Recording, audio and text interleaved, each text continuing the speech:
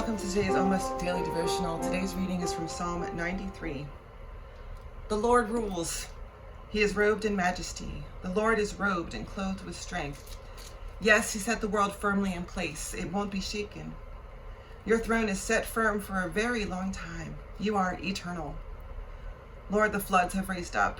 The floods have raised up their voices. The floods raise up a roar, but mightier than the sound of much water, mightier than the sea's waves.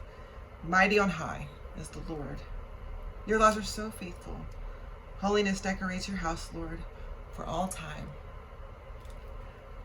So this psalm reminds us that God is in control. We talked a little bit about this yesterday, that God is in control and the Lord rules. I love the way that the Common English Bible put that.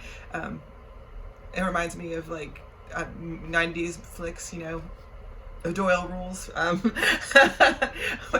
don't remember what maybe that's from. I just remember us running around the schools yelling at each other, Doyle rules. Maybe somebody could post the comments below and tell me where that comes from. But, it is kind of cool. Like, how often do we just need to remind ourselves that God rules, that God is in charge, that God is the ultimate, that God is awesome.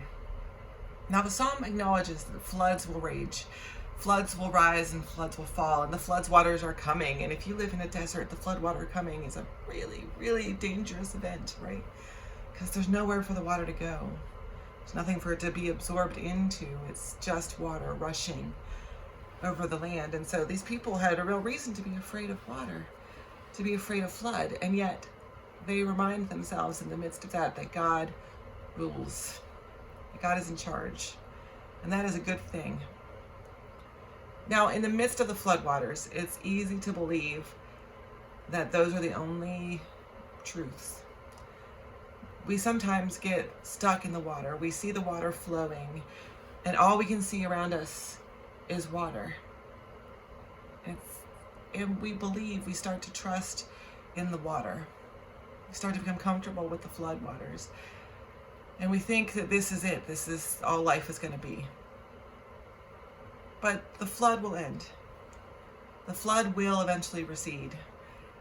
And God is going to be there. God was there at the beginning, before the waters were even on the earth. And God will be there in the end, after the waters have gone from the earth. And God is involved in there, even in the midst of the water. God is right there in the midst of it with us. And so we don't have to look around. We don't have to wait for God to act. We don't have to be alone in the midst of the water, because we can remember that God rules. God is Alpha and Omega, beginning and end, the first and the last, which means God has a vision of all of time.